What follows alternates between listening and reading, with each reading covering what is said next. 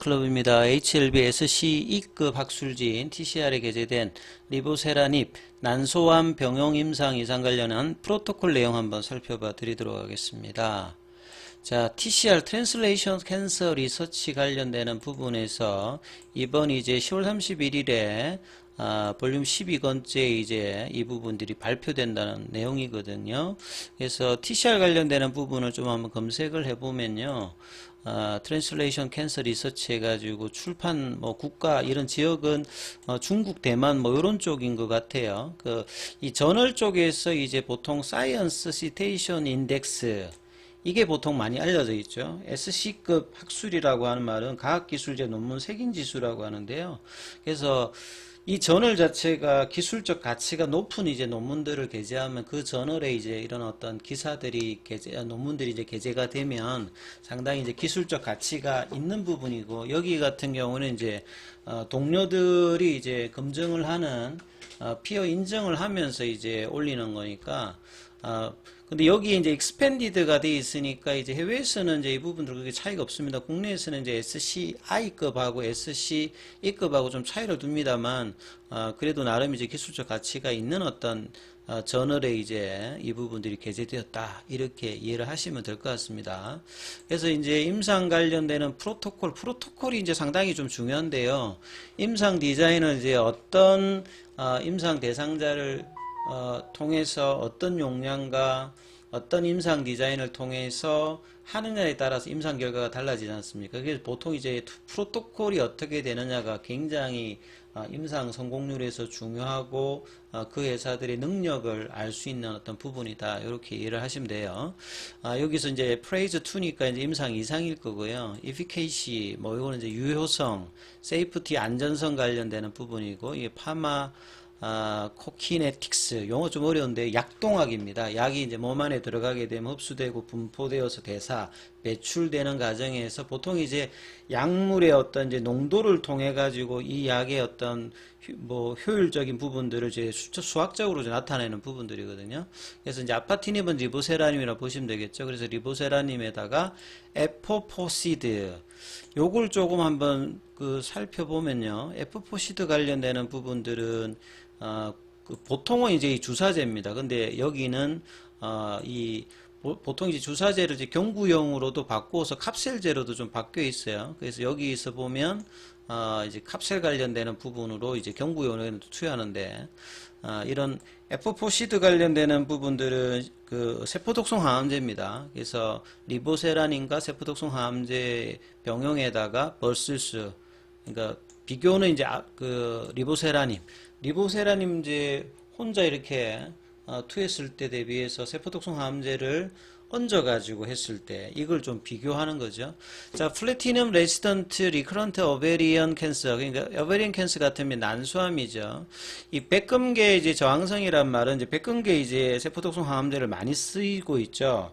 1970년대 이후에 이제 대표적으로 시스플라틴이라든지 카보플라틴 같은 이제 암세포의 어떤 성장을 막는 어떤 약물들인데, 이 백금 저항성이라면은 그 백금계 어떤 이제 세포독성 항암제가 처음에는 이제 반응을 보이다가 일정 시점이 지나고 나면 다시 이제 재발하는 요런 어떤 암의 어떤 상태들을 이제 백금계 저항성이, 그러니까 이런 백금계 저항성이 있는 리커런트니까 재발한 이제 난소암 환자들을 대상으로 이제 단독이냐 좀 병용이냐, 그래서 유효성 안전성 약동학을 이제 따지겠다는 거죠.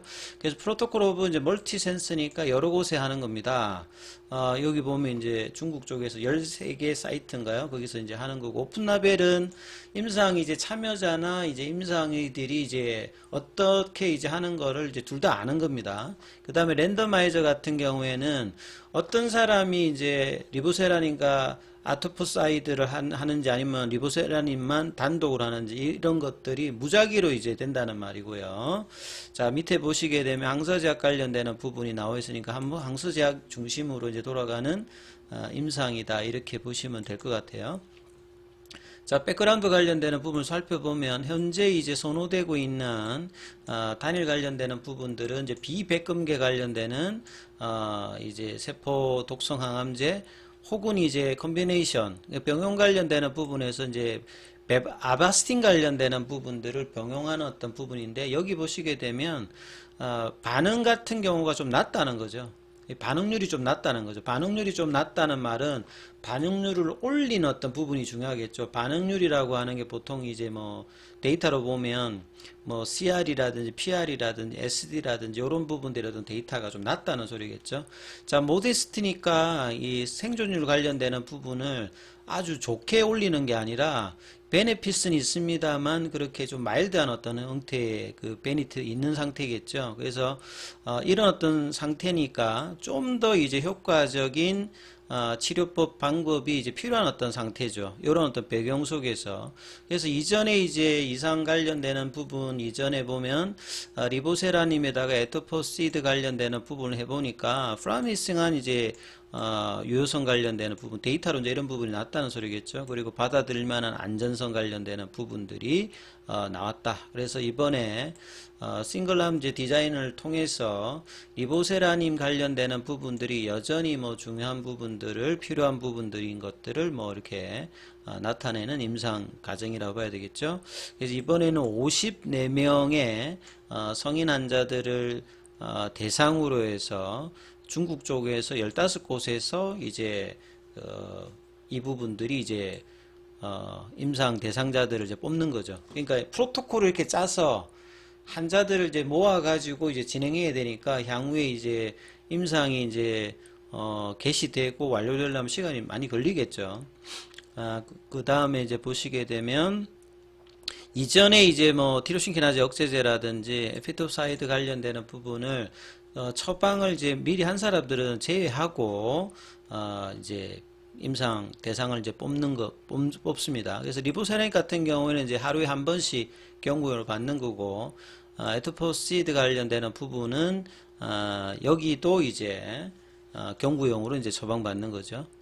그래서 여기 이제 프라이머리 엔드 포인트, 이게 가장 중요하죠. 임상에서는 어떤 걸 해서 임상 성공을 하느냐, 이게 이제 프라이머리 엔드 포인트라고 보시면 되는데, 여기에서는 ORR을 봅니다. ORR은 앞서 말씀드렸듯이 완전간해인 CR과 그 다음에 이제 암의 크기가 30% 이상 이제 작아지는 PR을 합친 게 이제 ORR이라고 보시면 돼요. 여기에다가 이제 DCR 같은 경우에는 이 SD라고 해가지고 30% 이내로 이제 준다든지 20% 이상 커지지 않는 부분들을 이제 안전병변이라고 하거든요. 요걸까지 합하면 DCR인데, 여기서는 이제 OR을 가장 중요하게 보는 어떤 흐름이다. 이렇게 이제 보시면 되겠죠. 그래서 이제 NCT 넘버 04383977 관련되는 부분으로 이 부분이 2020년도에 이제 5월달에 이제 등록되어 있는 부분의 이제 임상 내용이다. 이렇게 보시면 될 것 같습니다. 자, 그래서 이제 이 부분들을 이제 과거의 것들을 한번 찾아보면, 리보세라님이 이제 항서제약에서 200개 이상의 임상을 되기 때문에 난소암 관련되는 부분에도 이 조합 말고도 여러 조합을 가지고 해요. 그러니까 리보세라님 단독 말고 여러 가지 병용, 뭐 삼중, 이약물, 저약물 섞어서 하기 때문에 200개 이상을 하고 있기 때문에, 사실 이제 내년도에 진짜 미국 쪽에서 간암 관련되는 부분이 터지게 되면 지금 이제 R&D 관련된 어떤 성과들이 기업 가치 향상에 상당히 이제 도움이 될 수 있는 어떤 흐름으로 바뀐다고 봐야 되겠죠. 2018년도에 나왔던 이제 동일한 어떤 유형을 좀 살펴보면요, 리보세라니까 여기도 보면 2018년에 나왔던 부분은 난소암에서 우수한 효능을 확인했다, 이렇게 나와 있잖아요. 란셋 이제 oncology에도 논문이 게재되었던 부분인데, 앞서 말씀드렸듯이 백금 저항성 불응성 난소, 여기는 이제 35명을 대상으로 진행되었던 임상 과정에서 에토포시드, 앞서 말씀드렸던 여기 이제 국소 이성 질화 효소인데요. 말이 좀 어렵습니다만, 이제 보통 우리가 세포가 이제 성장하거나 이제 분열하려고 하면 DNA 관련되는 부분들에서 이제 이 프로세스가 있는데, 여기에서 뭐 잘려지고 다시 결합하는 데 필요한 게 이제 국소 이성화 질화 효소인데요. 암 같은 경우는 이 부분들이 원체 이제 강하게 일어나는데, 이 부분을 이제 인히비트 하는 게 이제 에포포시드예요. F4C들은 이제 1966년도에 이제 합성되어서 FDA는 1988년도에 이제 허가를 받았던 부분입니다. 이 두 가지를 이제 결합해서 병용하는 건데요.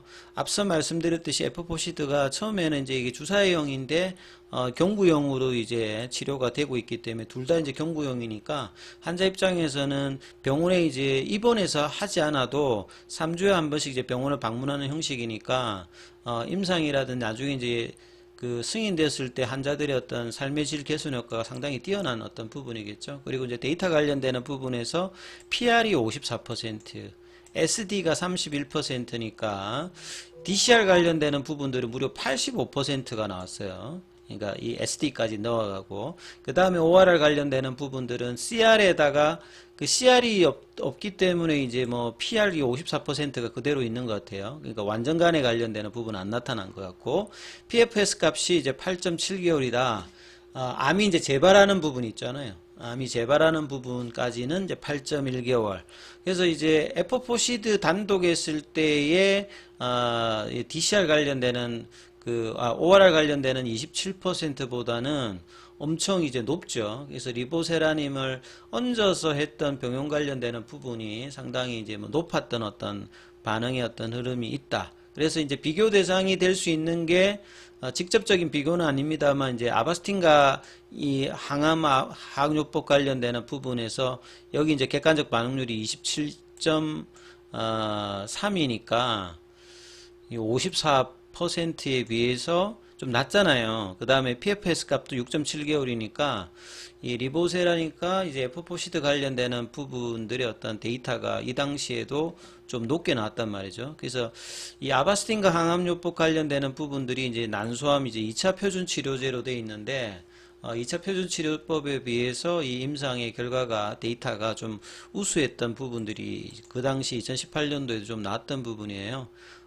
그리고 이제 부작용 관련되는 부분, 아바스틴 같은 경우에는 사실 이제 간세포암 관련되는 부분에서도 이제 아바스틴을 쓰게 되면 출혈 관련되는 부분에 문제가 있어서 하는데, 여기 이제 난소암 관련되는 부분에서도 아바스틴이 이제 쓰게 되면 여기 이제 뭐 장천공 뭐 이런 어떤 이야기들이 좀 있다 이 말입니다. 그래서 이런 부분들에 대한 어떤 단점이 있는데 비해서 리보세라닉 같은 경우는 같은 이제 신생혈관 억제제를 합니다만 타켓 자체가 단일 타켓이고 상대적으로 이제 부작용 관련되는 부분들이 관리 가능한 수준의 어떤 흐름이 있기 때문에 이런 부분들도 좀 괜찮고요. 난소암 같은 경우에는 간암은 이제 매년 100만 명 이상의 어떤 이 환자들이라든지 사망자는 뭐 80만 명 이렇게 되는데 난소암 같은 경우에는 뭐 여성에만 좀 발생하는 거니까요.